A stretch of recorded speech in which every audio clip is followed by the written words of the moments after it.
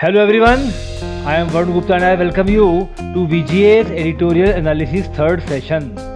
Useful for all MBA aspirants, भले ही आपको cat देना हो, जेड देना हो, सीमेट देना हो या आप IPM की पढ़ाई कर रहे हो, सारे लॉ एस्पिरेंट्स भले ही वो CLAT, IELTS, SET, CD exam हो, सारे civil aspirants, UPSC, SET PSC, SSC और बैंक की सभी examination RBI, IBPS, SBI, RRB, इन सभी के लिए यूजफुल है यह एडिटोरियल एनालिसिस। आज का टॉपिक हमने लिया है, अभी इंडिया और यूएसए के बीच चल रहा है 2+2 डिस्कशन। आप जानते होंगे एक्सटर्नल अफेयर्स मिनिस्टर और डिफेंस मिनिस्टर, इंडिया के भी और यूएसए के भी, इनके बीच में जो बातचीत चल रही है इसको लेकर ये आज का एडिटोरियल है जो हमने लिया है फर्स्ट इंडिया के 29 अक्टूबर के एडिशन से। ये रहा पूरा टेक्स्ट जो शायद आपको अभी पढ़ने में नहीं आ रहा होगा, इसलिए इसको हम स्मॉल 10 स्लाइड्स में पढ़ेंगे। So let's start in 10 slides the entire topic. India and US script new strategic ties taken from first India of 29 अक्टूबर 2020। भारत और अमेरिका ने लिखे स्क्रिप्ट किए हैं नए स्ट्रेटेजिक टाइज, नए व्यूह रचनात्मक संबंध जो इंडिया और यूएसए के बीच में बन रहे हैं उसको डिस्कस करने वाला यह एडिटोरियल पीस है। India and America have come a long way from the era of president Richard Nixon and prime minister Indira Gandhi. अब देखिए, जब इंडिया की प्रधानमंत्री इंदिरा गांधी थी और यूएसए के प्रेसिडेंट थे रिचर्ड निक्सन, इन दोनों के बीच में 1971 वो समय था जब करीब करीब युद्ध का माहौल बन गया था। तो निक्सन और इंदिरा गांधी के युग से we have come a long way, हम बहुत आगे आ गए हैं, स्थितियां बहुत बदल गई हैं। तब क्या हुआ था? When the USA ordered the 7th fleet led by nuclear powered enterprise, जब अमेरिका ने आदेश दिया था 7th फ्लीट को जिसका नेतृत्व न्यूक्लियर पावर्ड एंटरप्राइज कर रहा था, न्यूक्लियर शक्ति से लैस 7th फ्लीट को भारत के खिलाफ आगे बढ़ने के आदेश दे दिए गए थे towards the bay of Bengal, Bengal की खाड़ी में आने के लिए, to stop Indian troops from liberating Bangladesh, ताकि भारत की सेनाएं बांग्लादेश को आज़ाद न करा सकें। अब जरा देखिए, 1971 में जब पाकिस्तान के पूर्वी हिस्से ईस्ट पाकिस्तान ने आज़ादी की लड़ाई शुरू की थी और भारत ने केवल उनकी मदद की थी, उस समय भारत को रोकने के लिए निक्सन ने न्यूक्लियर पावर्ड एंटरप्राइज भारत की तरफ रवाना कर दिया था जिसका नाम था द 7th फ्लीट, 7वां बेड़ा।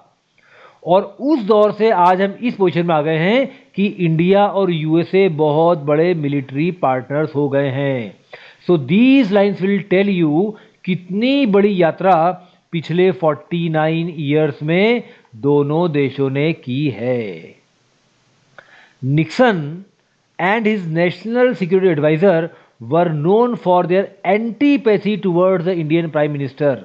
एंटीपैथी का मतलब होता है बहुत ही निगेटिव फीलिंग्स।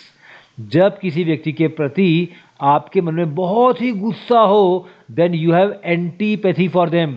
याद रखिए, एक शब्द है सिंपैथी, जब किसी व्यक्ति से आपको सहानुभूति हो, एंटीपैथी जब आपको उसके प्रति गुस्सा हो। तो ऐसा माना जाता है कि निक्सन और उनके एनएसए, इन दोनों के मन में इंदिरा गांधी को लेकर बहुत एंटीपैथी थी। यदि आप उस समय का अध्ययन करेंगे तो पाएंगे कि Indira Gandhi was closer to Russia, जो उस समय कहलाता था यूएसएसआर, और जो यूएसएसआर और यूएसए ये आपस में कोल्ड वॉर में लड़ रहे थे, इसलिए यूएसएसआर की बहुत बड़ी सपोर्ट इंदिरा गांधी जो थी, उनके खिलाफ यूएसए के मन में एक गुस्सा होना बहुत नेचुरल था। ओवर द ईयर्स, लेकिन कई सारे सालों में, टाइज मतलब संबंध, द्विपक्षीय संबंध, दोस्ती between the two great democracies. अब देखिए, इंडिया और यूएसए ये दोनों वर्ल्ड की ग्रेटेस्ट डेमोक्रेसीज हैं। भारत और अमेरिका के अलावा जो बड़े बड़े देश हैं भले ही वो रशिया हो या चाइना हो, they are not democracies in the real sense. दुनिया की सबसे बड़ी महान दो डेमोक्रेसी इंडिया और यूएसए ही हैं। इन दोनों के बीच के संबंध have been on the mend, बहुत अच्छा फ्रेज है। जब कोई चीज ऑन द मेंड होती है मतलब धीरे धीरे सुधर रही होती है। तो इंडिया और यूएसए के बीच के टाइज लगातार सुधर रहे हैं, but mainly under governments led by Bharatiya Janata party. लेकिन मुख्य तौर पर ये कब सुधरे हैं? जब सरकारों का नेतृत्व किया गया भारतीय जनता पार्टी के द्वारा, because of its pre disposition towards America. Pre disposition मतलब क्या होता है भाई? जब आपके अंदर एक स्पेशल लाइकिंग किसी के लिए है, आपके अंदर किसी के प्रति झुकाव है, तो ऐसा माना जाता है कि बीजेपी का झुकाव हमेशा से रहा है अमेरिका की तरफ। इसलिए जब जब बीजेपी पावर में आई, हमने गौर किया कि इंडिया और यूएसए के रिश्ते काफी सुधरे हैं। India and the US began mutual trust building efforts. Mutual का मतलब होता है पारस्परिक, आपसी। जब दो देश आपसी संबंध सुधारें तो वो म्यूचुअल रिश्ते सुधार रहे हैं, ट्रस्ट बिल्डिंग।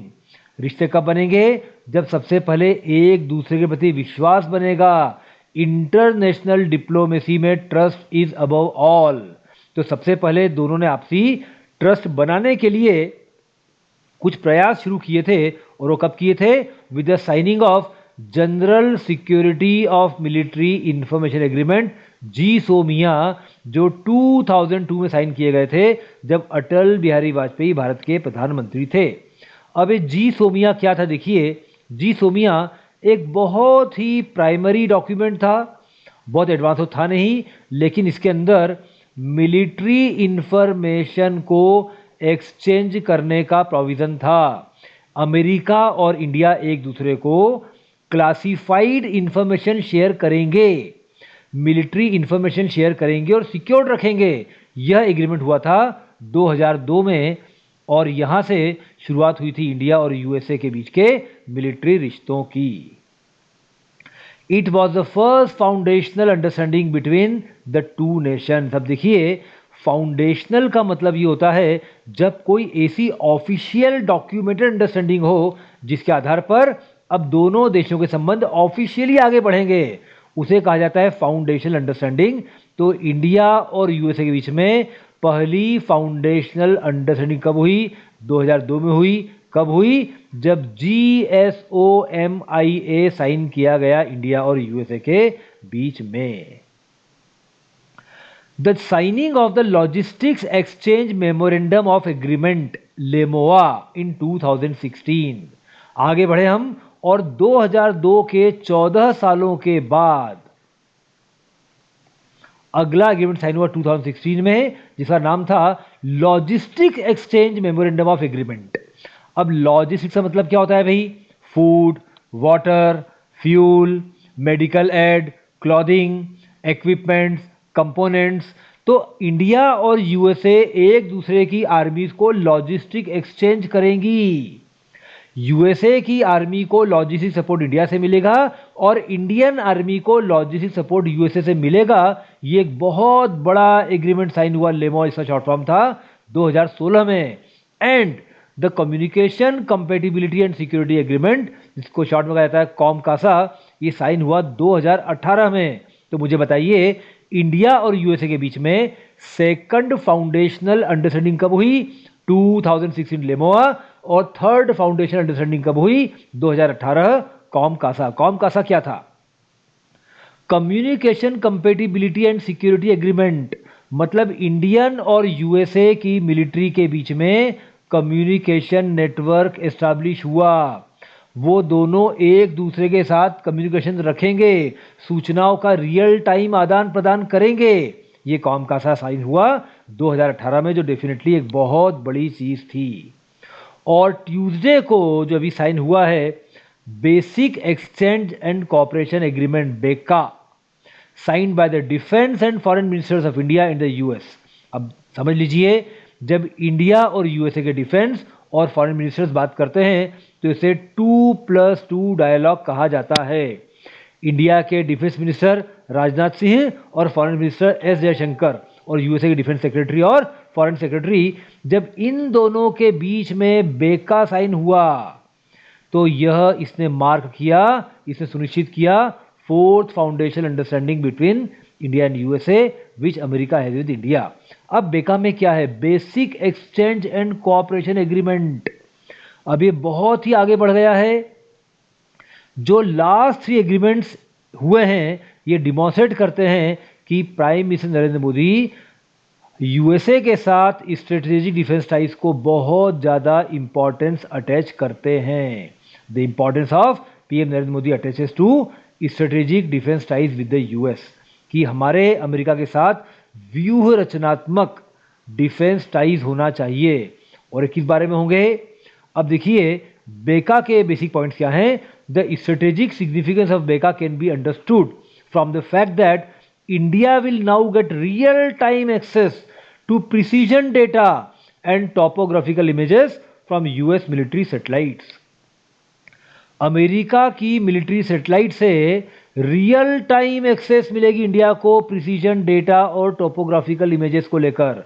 जब आप किसी देश से लड़ाई लड़ते हैं तो सामने वाले देश का जमीन पर जो मूवमेंट हो रहा है उसका बिल्कुल प्रिसाइज डेटा और टोपोग्राफिकल इमेजेस, लाइव इमेजेस, यदि इनका आपको रियल टाइम एक्सेस मिल जाए तो निश्चित तौर पर आप मिसाइल्स को बहुत प्रिसाइज तरीके से यूज़ कर सकते हैं। और इंडिया को अब ये सारा डेटा मिलेगा अमेरिका की मिलिट्री सैटेलाइट से, जो अनडाउटेडली वर्ल्ड में नंबर 1 मानी जाती हैं।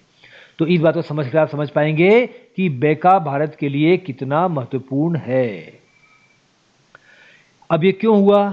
कीपिंग इन माइंड, ध्यान में रखते हुए चाइनाज एक्सपांशनिस्ट पॉलिसीज, चीन की विस्तारवादी नीतियां, चीन लगातार विस्तार करना चाह रहा है हर दिशा में और इसका एक्सपांशन से भारत भी अछूता नहीं है, वो भारत के भी काफ़ी बड़े एरिया पर अपना हक जताने लगा है। And the changing global security scenario, और पूरी दुनिया का वैश्विक जो सुरक्षा परिदृश्य है वो तेजी से बदल रहा है।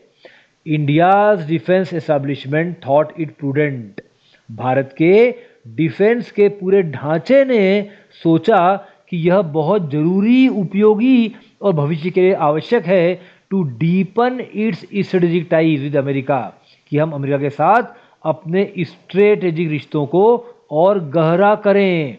For its security interest and peace, हमारी सुरक्षा के हितों और शांति के लिए बहुत जरूरी है कि अमेरिका से हमारे टाइज इंप्रूव हों, क्योंकि अमेरिका के सारे इस मिलिट्री इंफॉर्मेशन एक्सचेंज के साथ इंडियन आर्मी का टेक्नोलॉजिकल आर्म बहुत मजबूत हो जाता है।